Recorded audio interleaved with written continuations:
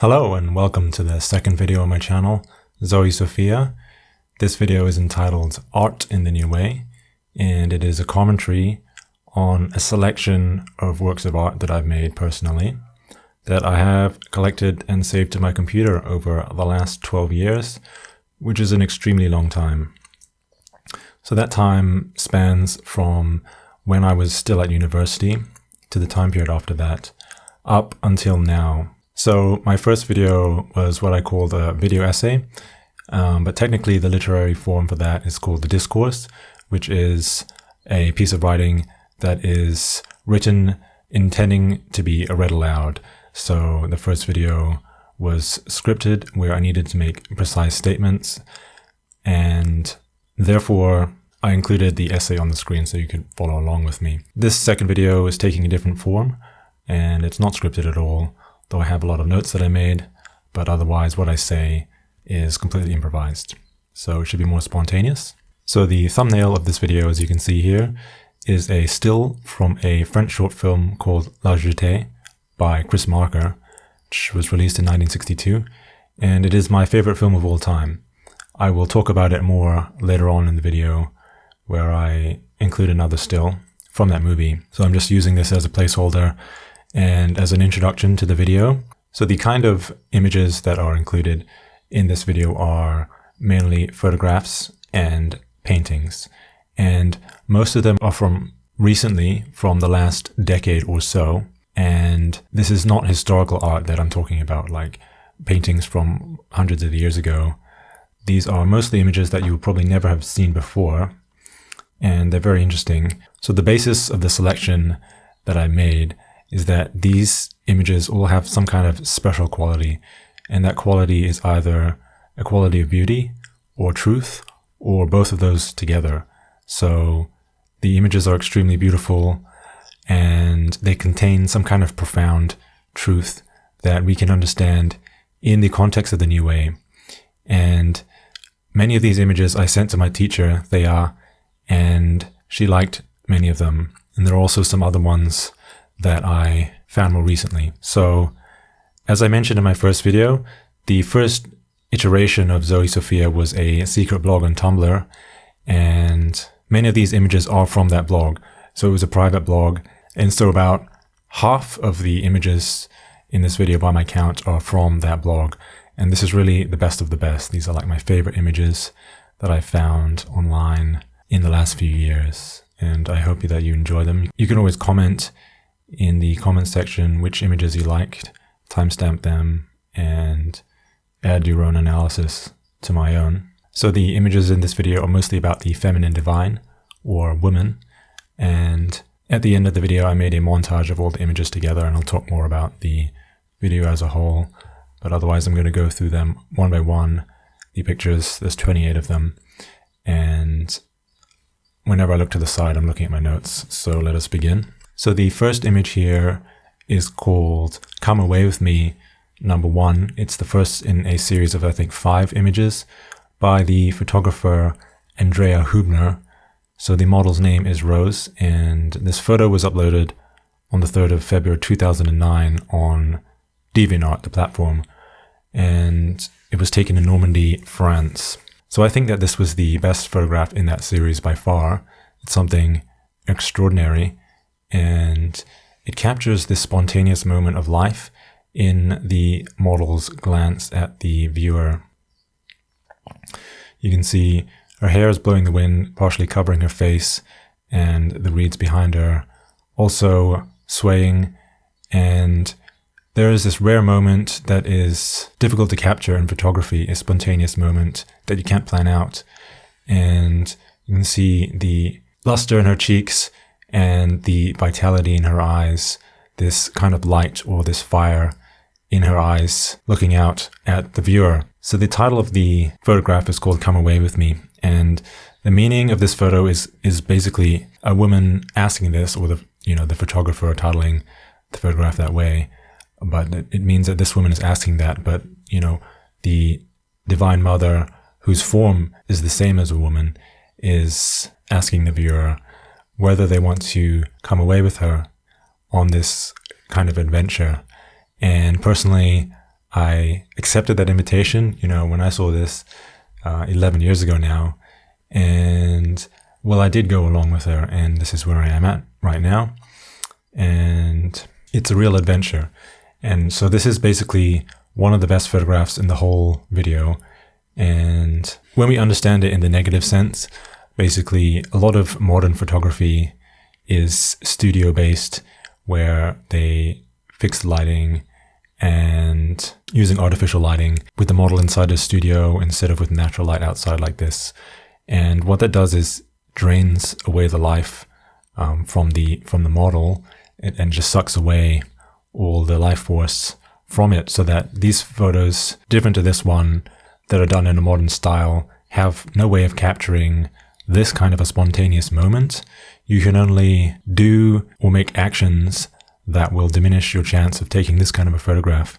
So that's what we see, for example, in a lot of fashion photography, where the model appears lifeless a lot of the time and the product is being advertised on them, like, for example, their clothes. So some of the defining features in this photograph are the angle of the model's head tilted to the side with her hair, which is basically a mess, but that's what creates the beauty in the photograph. Her hair covering the further away part of her face, and the model using her hand to brush away her hair and look at the viewer, and her eyes pierce through the photograph, as you can see, her light blue eyes. And so the colors work well together. The white dress, which symbolizes innocence, and the yellow and brown reeds in her hair, and the color of her flesh and the sky with the blue of her eyes standing out. So overall, this is actually one of my favorite photographs in the whole video. So this next photograph is entitled 41, the number 41, and it is by the user Adyan Kerimli on DeviantArt. So it was uploaded on May 31st, 2008, and there's no further details given about the model or anything like that. So we have to kind of fill between the gaps. So this is a rare kind of photo where woman is shown in her higher nature. The model is wearing this soft belt here, which splits her body into the upper half and lower half. And the color of her dress is brown, this dark brown, similar to the ground in the backdrop, which is a forest, and that connects her to the earth. So this is definitely a natural setting, a forest as opposed to a city. And she's also wearing some gloves, and the only part of her body that you can see is her face mainly, and one of her arms. So again, in this photo, we have this slightly angled face with the model looking back, and a lot of emphasis on her lips there, which are closed, and her eyes looking at the viewer. So the gesture that she's making with her hand really emphasizes a kind of sublime or exalted pose or look that the model is making, and it's showing woman in nature and woman undefiled or unencumbered by the roles of modern society, such as being a wife, for example, or having a job, and it's bereft of the kind of modern definitions that we know more commonly in photography, like fashion photography I've been talking about. And there's definitely some kind of high fashion going on here with the dress. So it's a nice fashion portrait or a glamour portrait, depending on how you look at it. But overall, the look that the model is making with her face definitely emphasizes woman in her truer higher nature that we rarely see in modern times and modern photography in general. So this photograph is the model Teresa Oman, taken for Alida Buffalo, and Teresa Oman is an Australian model that I like, and she is very popular on Tumblr. So this photo is a beautiful portrait that is an exemplary example of fashion portraiture done right. And we have this flashlit night shot of Teresa, and she is showing her belly button, or belly button's visible, and the framing of the photograph cuts off the bottom half of her body, which is the sex center in the new cosmology. That is something dangerous, and instead we have the navel emphasized, which is the new center of the future race, as opposed to the sex center. So the gesture that Teresa is making with her hand emphasizes her face, like her face is resting on her hand, and her hand's showing these various rings that she has on, that she's wearing, and her flowing hair covering one side of her face, like in some of the previous photographs of the other models. Her hair connects to her clothes, and the photo becomes this nice blend of Teresa's face with the eyeliner and eyeshadow that she's wearing. You can only see one eye, and her hair, her rings, her hand covering her throat, and her clothes. And the photo seems to be taken in somebody's garden or backyard. There are some of these, artificial lights that aren't really on, and there's this sort of walkway on the stones set out. And as a final note, it'd be interesting what this photograph would have been like if it was taken in the daytime. Maybe it wouldn't be the same, maybe it was done already and it didn't turn out as well. But it's interesting to think about what this would be like in different lighting conditions. Now we have this painting here by the artist Rebecca Léveillé, and it appears to be of a mermaid. I don't have much information on this painting, but it was on a cover of a book, I think, about her, so that's how I first saw it. So I make the assumption that this is some kind of mythological creature like a mermaid, because the artist is a fantasy artist.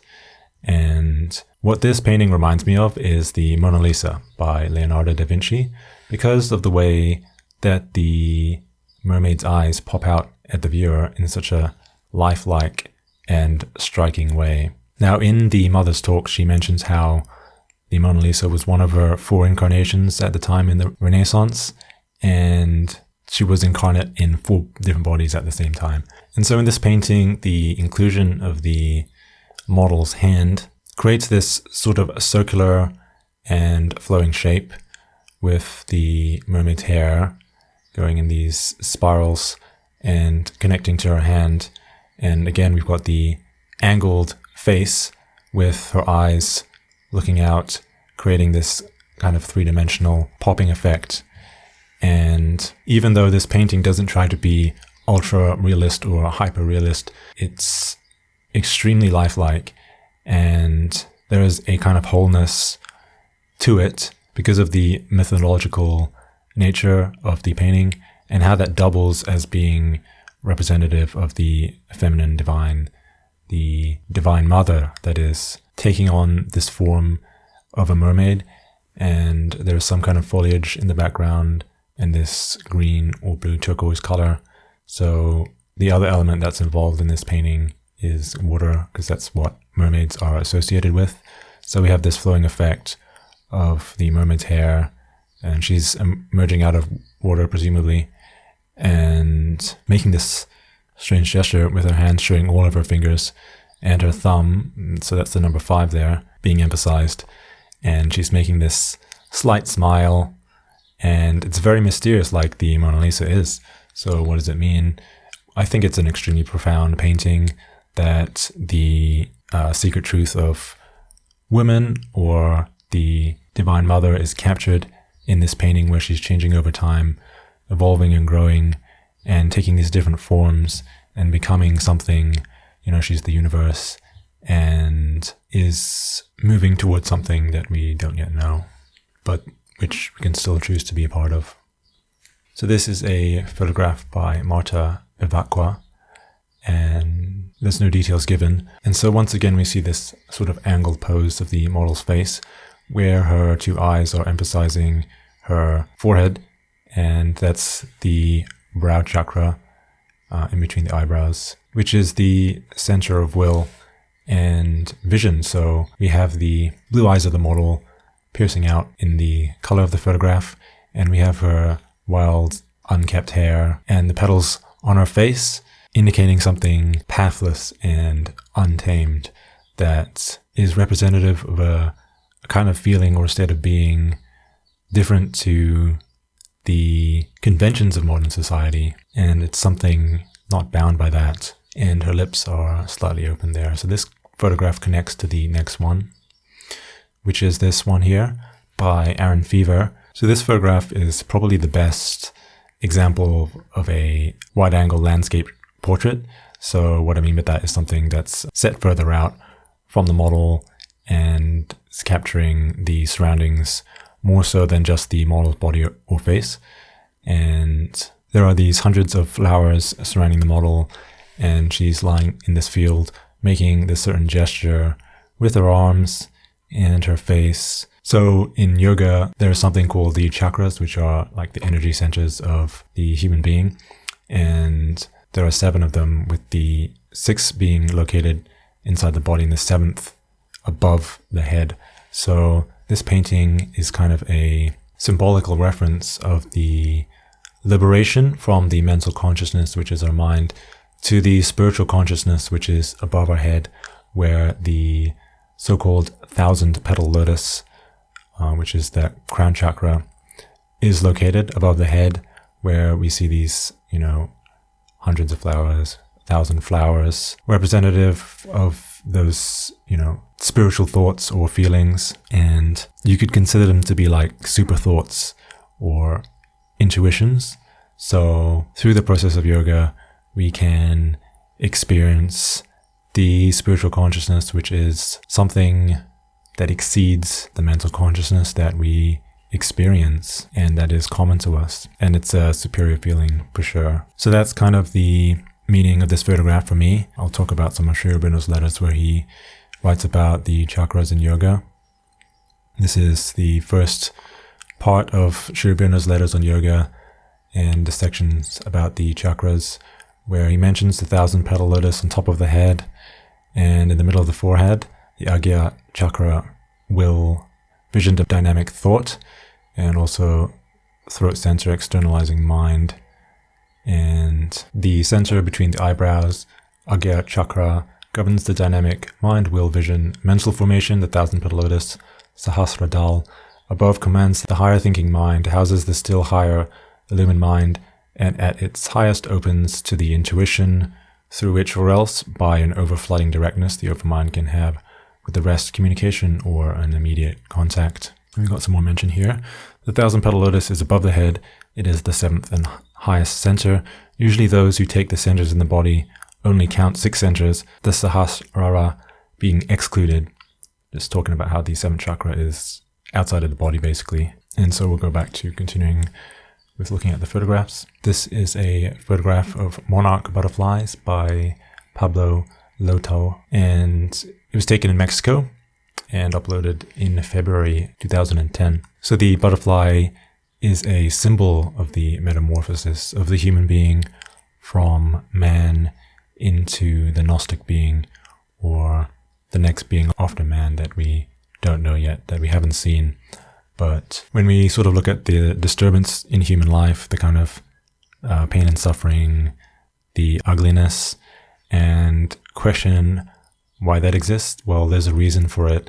And that's because man is a transitional being, and all of that disturbance is there because man can change into another higher being, which is as different as the butterfly is from the caterpillar or the form that preceded it. And there are higher beings than man in the universe, such as the so-called gods, but they can't change, so they can't evolve into higher beings than that. Whereas man, even though technically he's below the gods, can actually transform his nature, not necessarily by his own power, but by the power of the divine Shakti, the divine mother, and potentially can become a being higher and greater than the gods themselves, which is something that makes the human being unique, its ability to change in consciousness and eventually in form. And that's the whole meaning of the New Way and Sri Aurobindo's work to bring that about for humanity. And so this photo reminded me of a time where I was walking in Macau, and in a forest I saw hundreds of butterflies flying, and when we have many butterflies like in this photograph, it is symbolical of the transformation of humanity. So each butterfly is like one human being that's changed, and we have these hundreds of butterflies or thousands of butterflies, and that's symbolical of the transformation of humanity as a whole. For everyone who wants to be part of that, it doesn't mean that every human being has the ability or potential to change within their own lifetime. And so this was an email from Thea from 2012, and I sent her some other pictures of butterflies, but I'll just read this one out. She said, "So beautiful, the butterflies. I remember one day in my house in Pondicherry, I came out of my room and went into the garden. There was a wall enclosing the entire compound, which was quite large for a villa in the city. On that wall, on my side of the house, there were thousands of golden butterflies that had apparently just emerged from the cocoons. The wall must have been 10 or 15 meters long, completely covered in these golden delights, hundreds, thousands of them." And she was replying to an email that I sent her, talking about butterflies being the symbol of metamorphosis of the human being. And she said, "Yes, the transformation of/into a butterfly is probably the very best metaphor nature can offer for the process of transformation she has in mind for humanity." Thea. And this second paragraph, she does recall it in her autobiography, The 10th of Victory. And so this photograph of seagulls was much more recently that I found it. It is by Benjamin Giesbrecht, and it was taken using the camera Sony A7S I, and that is usually a camera for videos or low light photography.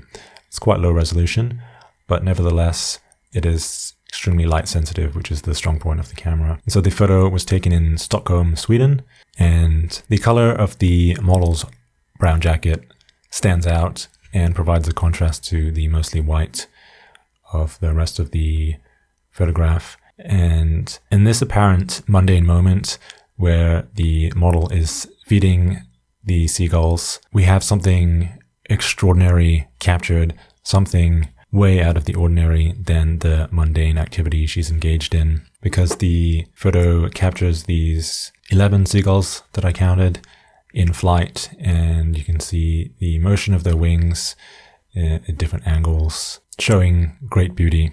So it's a very nice photo capturing a spontaneous moment in the snow and the wintertime of the city, and showing these birds in flight interacting with one person. This photo is a millstone, and it's called Fairchild Mill Grindstone, circa 1826, which is 194 years ago, a very long time ago, and it was taken in Fairfield County, Connecticut, so in America. And this millstone is the same shape as the astrological symbol of the sun, which is a circle with a point in the middle. And this millstone has been retired, and the people who did that laid it to rest on the ground, connecting it with the earth. And so this photograph is a combination of the sun, the circle with a point inside it, which is symbolic of the truth consciousness inside matter, which is this stone. So we have a profound combination of the deeper sense of the sun inside matter, which is this stone here. So those kind of older cultures were more connected to the earth, and their farm life was very humble and simple. They didn't have the kind of illusions or pretensions that we do now in modern society. So in this empty space in the middle of the millstone would be life and wholeness and fullness. It's not a void, it's not empty. And that emptiness or void is what we see in most of modern architecture, which is a rendering of the mind, the human ego. And that's something that needs to change. So this video isn't for featuring, like the modern styles of architecture. This video only features images that I like. It's not about any kind of ugliness or negativity. This photo is called Warm Summer by the photographer Greta too, and the model's name is Kathrine.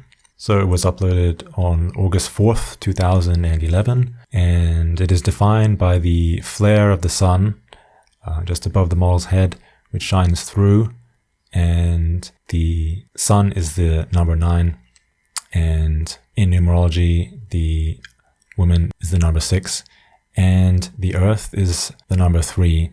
So we have the combination of the sun illumining this beautiful model, and she's making a gesture with her hand, touching the reeds in the background in this field, connecting her to the earth. So we see this connection of 9, the Sun, to the model, 6 to the Earth, 3, 963, and it is a conscious connection. It's a choice that she's made that anyone can make or they can reject.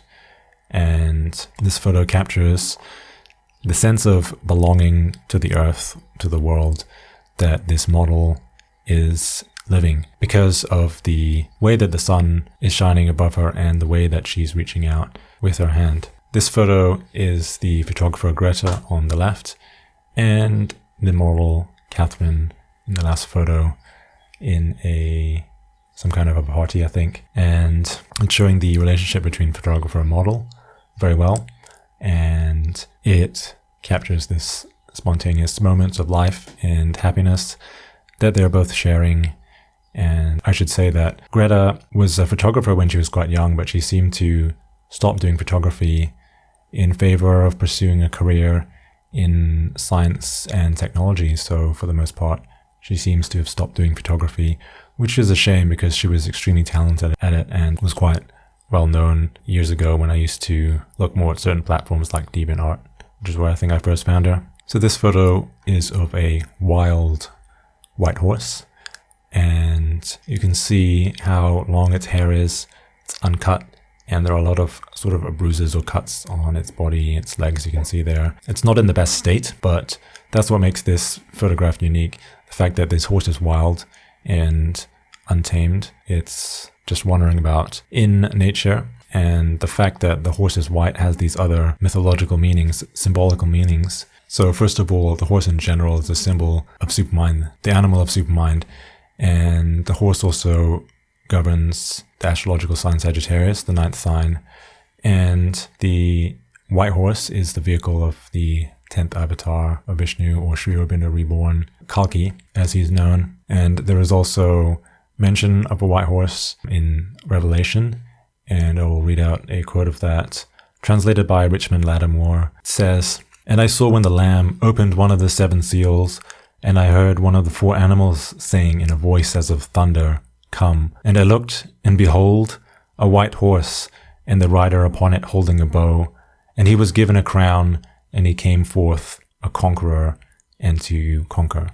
So that's what the meaning of the quote is. The 9th avatar reborn as the 10th, conquering death in the process, and that is detailed in the New Way series. This photograph is a model pictured near the top of a building right when 9/11 happened, and it is a surreal kind of photo capturing a great sense of beauty and the unknown or the unexpected. So 9/11 was undoubtedly one of the biggest events in modern history, and Thea wrote a whole essay series about it. If you want to read it, I will try to link it to you. And so when 9/11 happened, I saw the footage at school, and specifically when I saw it happening, I didn't understand what it meant. And many years later, I eventually did find out what it meant by reading Thea's essays about it, and also what Majestic 12 said about it, but it took a long time to understand what it really meant. So I guess in this photo, presumably the model doesn't know that the towers are going to fall, which it does later on. So she's just looking at it, maybe not understanding what it means, and yet being a witness to that. So it's quite strange and mysterious at the same time. So this image is by Polyglon 1993 on Tumblr, and it's glitch art. So in the background, you can see the words, "I have already paid for all my future sins."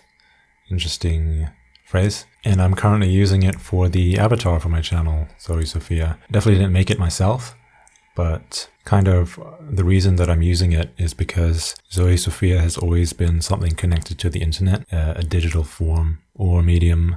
And that's why what I see in this portrait seems to be a combination of photography, a photograph of some model, and using a sort of analog controller to create this glitch effect on a computer.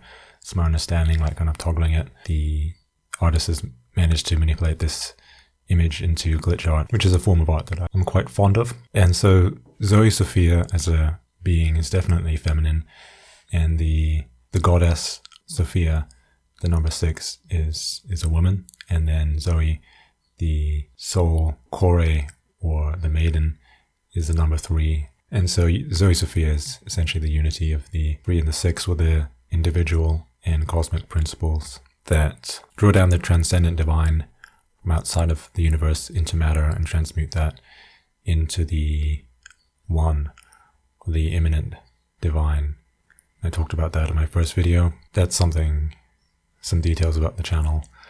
And I like how this photo is slightly blurry. The model's in flux, she's changing, and it's not constant. So she's becoming something that's in motion. So this is another painting by Rebecca Léveillé, and there's 3 altogether in this video. This one is called The Dreamer, and it is a roughly square framed painting in which the headpiece is probably one of the main focal points of the painting.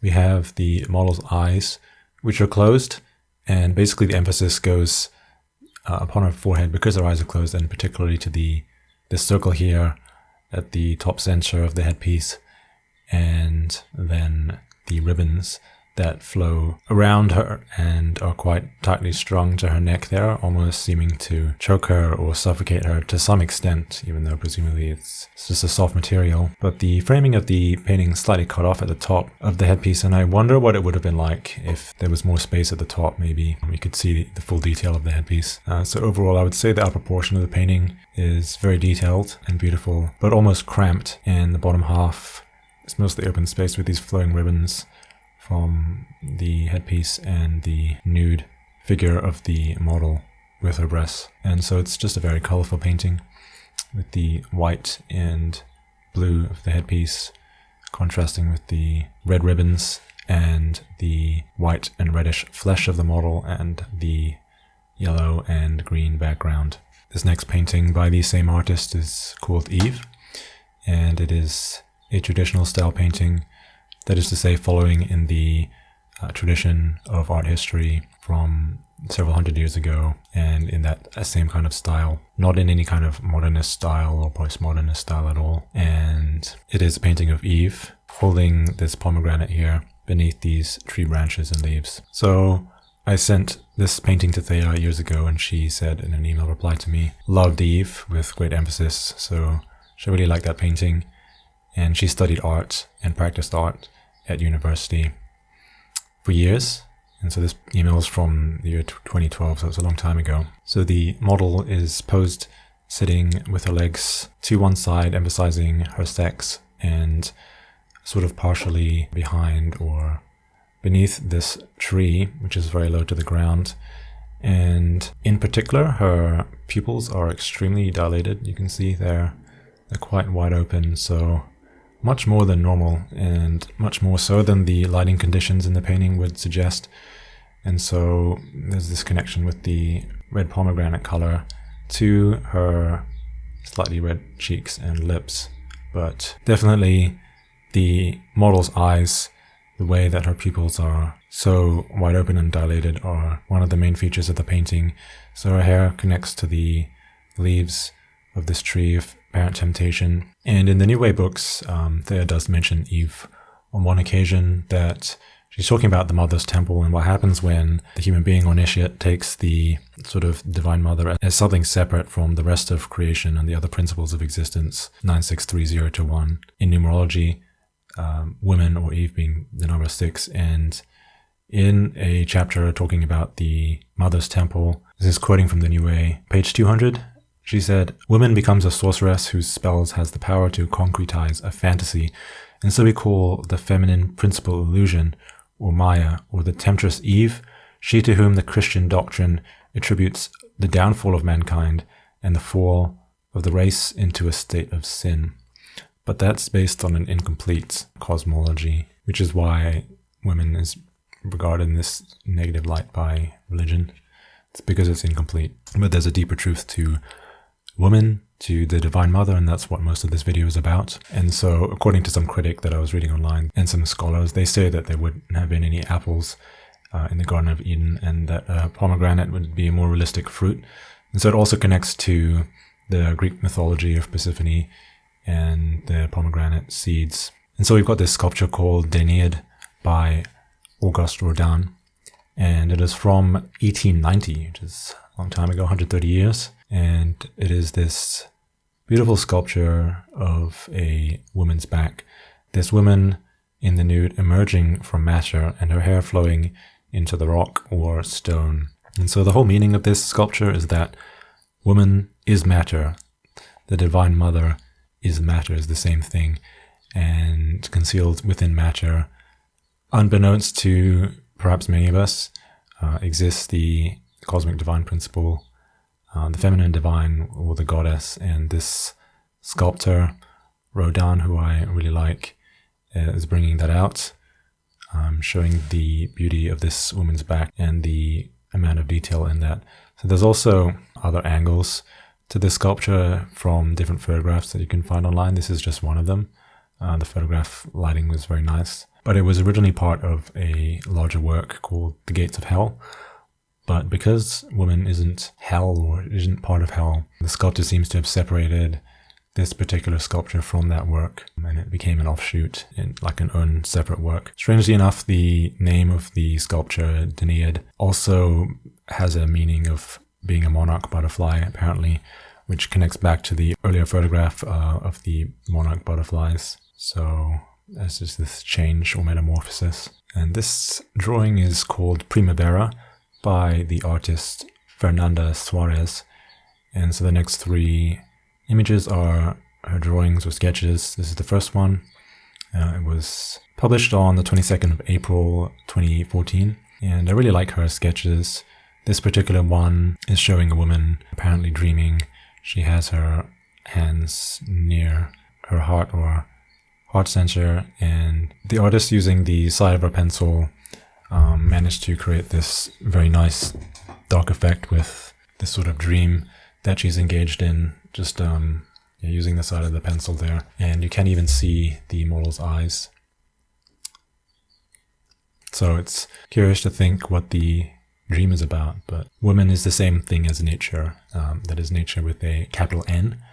And this word, the title of the sketch is called Primavera, which has some kind of meanings of being spring, and that's derived from Italian and Latin. So this next sketch was from April 11th, 2013, the year before. You have these 6 markings emphasizing her forehead or her brow chakra, as we've talked about before, and a very fierce look in her eyes, quite dark and violent, relating to the will of this woman or the human being. And as you can see, this is from an actual sketchbook. This is one of the left pages on the right side, and you can see the spine in the middle.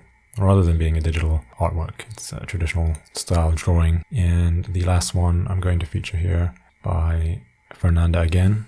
Got the little title there called The Sign, and this woman is holding these 2 birds, and she's wearing a hood, again with some similar markings there, with these 3 dots going towards her brow or forehead again. And this photo certainly emphasizes the bottom half of the woman and her yoni, which is a Sanskrit word that doesn't translate into English, doesn't have a proper direct translation, but it's definitely about the power of woman, which is often considered a sexual or physical power, but it isn't limited to that in any way.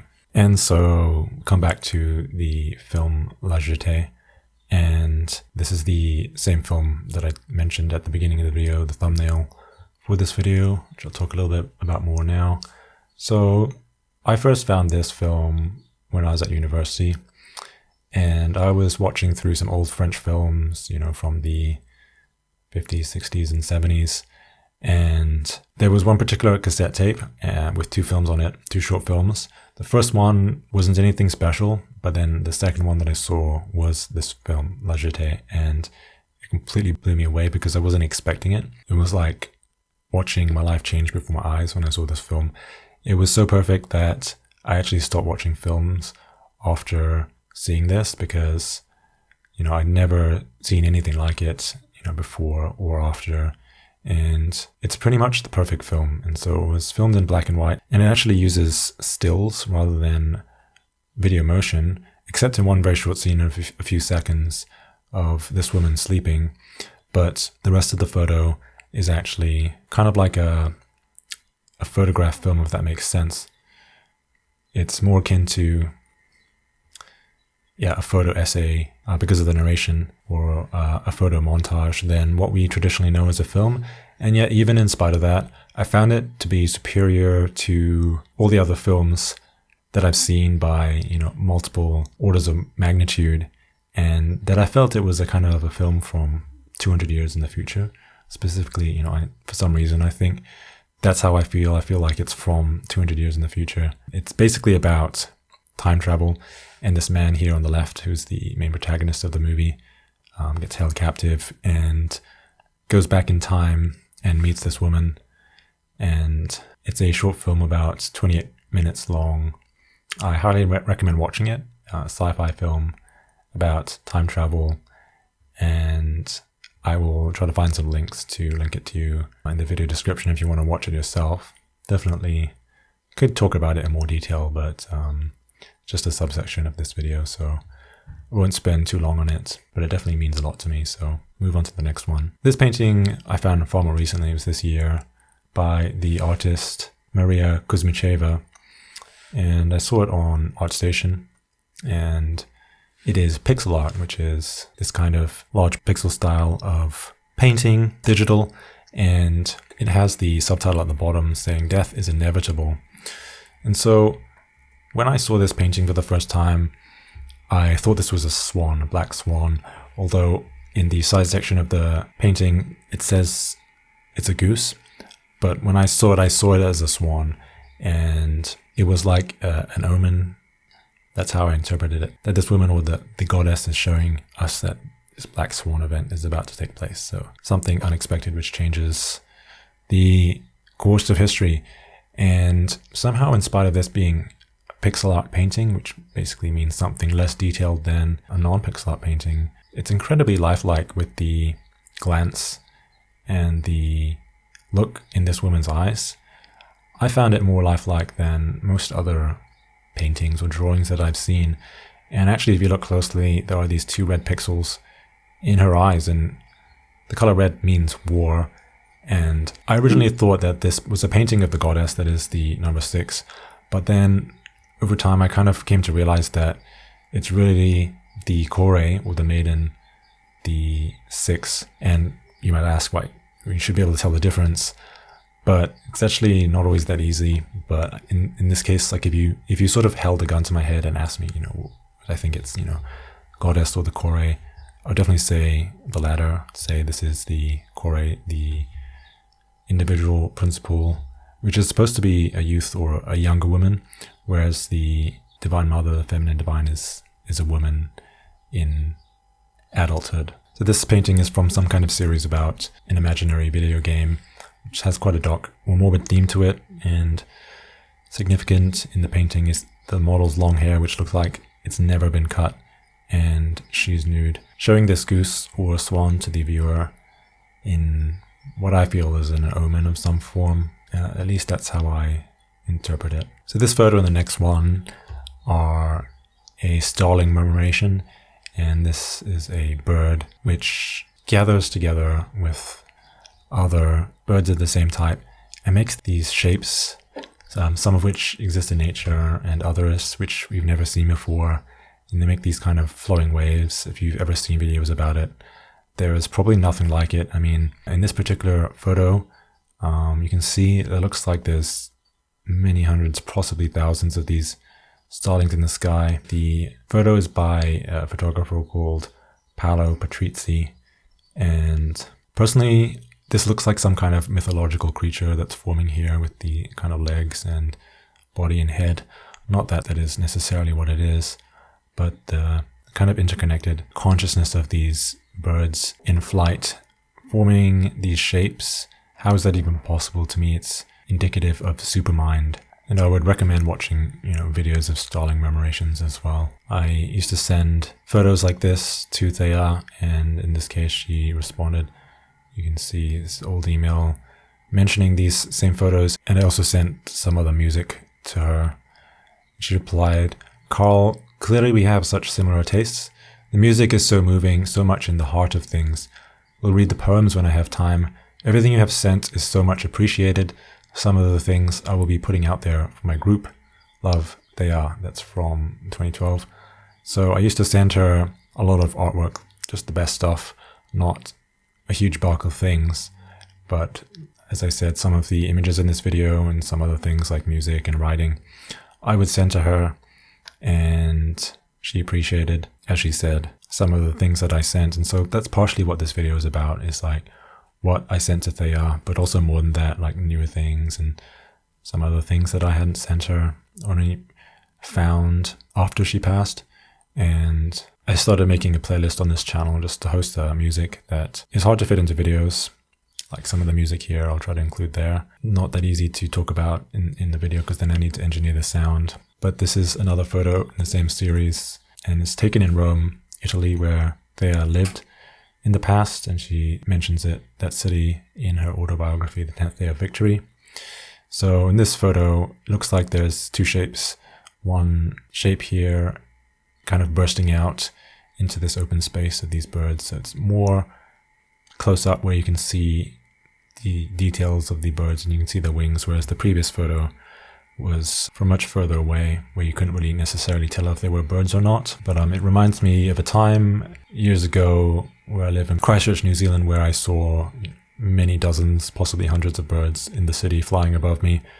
Nowhere near as many as this, but it was one of the most beautiful moments of my life.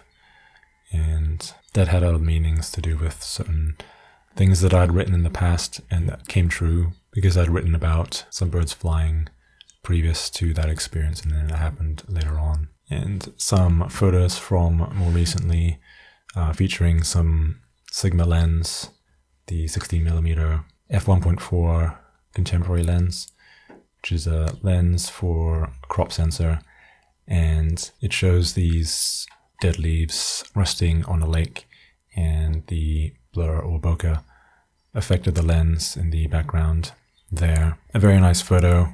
And there's another one here with the same lens, showing the amount of detail in this plant and the lighting effect of how bright it is, this bright white. Again, you can see the blur in the background there. So it's a very lush photograph of this flower. And now we come to the end of the video. The last image, the 28th one. This is one of my own photographs from a few months ago. Picture of the beach near where I live, and it's just called Dusk. So it's a low light photograph where it was almost pitch black and the lens was picking up most of the light, whereas I could see almost nothing. Pretty late at night time. And what I like about it is these kind of white dots on the sand, which I think were sea foam. Not 100% sure.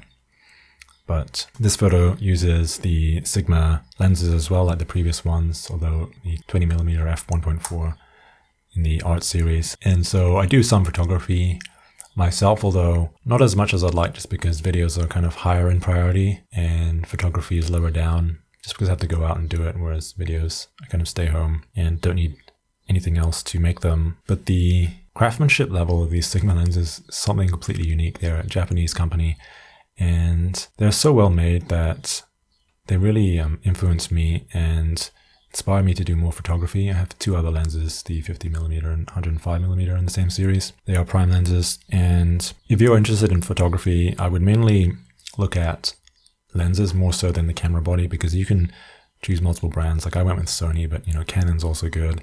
I think the lenses are much more important than the camera body itself. If that makes sense. Something that I sort of found out, so I would pay more attention to that if you were looking at buying equipment. But otherwise, yeah, it was hard to think of an image to end on. I just decided to finish with one of my own, but I made a montage of all the images from this video, and this is it. So thanks for watching. I really hope you liked this video. You can find the links to all of these pictures in the video description, except a couple that I can't find the links to. A few of them were in a bit lower resolution than I originally saved, but otherwise I went and found all the links that I possibly could, just so you can save and download these images for yourself. They mean so much to me. They're literally a collection of images from 12 years, from when I was still at university. And feel free to say what you like in the comment section, which images were your own favorite, and anything else you want to say about them. guess we'll quickly review it. I think probably Come Away With Me was maybe the best one, although it's hard to compare photographs to paintings, but that was probably the most outstanding or exceptional one. And then again, I like the Teresa Oman photo, something unusual, this Sublime Beauty, I would say, and the Mermaid painting as well, probably my favorite artwork in this video. And the Zoe Sophia image I like so much that I used it as my avatar. And also I do like the pixel art painting by Maria, Death is Inevitable. But I like the images in different ways. They mean so much to me. They're all so special. And this is like a collection of the best things that I've found over longer than a decade. And I'm not an art critic. I don't consider myself to be an art critic. And so I found this video very hard to make because I'm an artist, a poet, and doing this particular kind of video where I'm basically doing art criticism, found it very difficult just because it's so technical, which is why I had to make so many notes. I covered most of what I wanted to say, missed a few points. I didn't follow my notes one-to-one, but it's quite hard to make precise statements about these artworks spontaneously and without it being scripted. But this was what it was like, and I do want to make more videos like this. Having said that, most of my favorite images were in this video, so there wasn't too much left over in that regard. And I think it's such a visual video by nature. That's how I conceived of it when I first came up with the idea from it. So about half of the images, like I said, were from the original Tumblr blog of Zoe Sophia, and that's private, like nobody will see it. But I took the best images from that and gathered them together for this video. And in the past, I tried to do some kind of art criticism where I would, kind of write these unfinished essays of notes on these kind of images like the ones here. But it was something that I never finished. And what I like about this channel is that I can bring so many images together and talk about them with my notes in one single file. So it's one single video file, whereas writing essays where I have to like host the images and text on a website or a platform, it's all spread out and basically becomes a mess sometimes. You have to host the images, sometimes links go down, for example. But in this particular case, I was drawing together my favorite images from so many years into like one single seed, and I was like planting the seed of the beauty and truth from other people's artworks and kind of learning from that and becoming that same consciousness that is Zoe Sophia. And the whole conception of Zoe Sophia is that it's something quite vast in scale, spanning multiple mediums and art forms. It is the name of a creative vehicle for me for my own art, which will come in the future. That will be mainly poetry, but it doesn't have to be limited to that and something narrow. It's something kind of much wider where it encompasses other art forms as well and other people's works where I can talk about it in a video like this. And Zoe Sophia is mainly about art and the new way, but it can also talk about things that are adjacent to art, such as cosmology, Thea's cosmology. Anything similar to art can be encompassed within the scope of Zoe Sophia. And this is the current iteration of Zoe Sophia. The first was the Tumblr blog, as I said, talked about it in my first video. The second is this video channel. And then the third will be my own creative works of poetry. So these iterations of this channel are like steps that I'm taking towards that because it's such an ambitious goal. I have to take intermediary steps to reach that point. And when I do, I already have this form developed of a medium of transmission on the internet where I would be able to publish my work online. So this video was very difficult to make because, as I said, I don't consider myself to be an art critic, although I don't mind doing it. I don't mind trying that. And so this video is what it would be like if someone such as myself, an artist, tries to do art criticism. And I think you probably agree that it's different to what the mainstream art criticism would be like, which I have read some of. I think it would be fair to say that it's different to the point of view of an art critic who isn't an artist.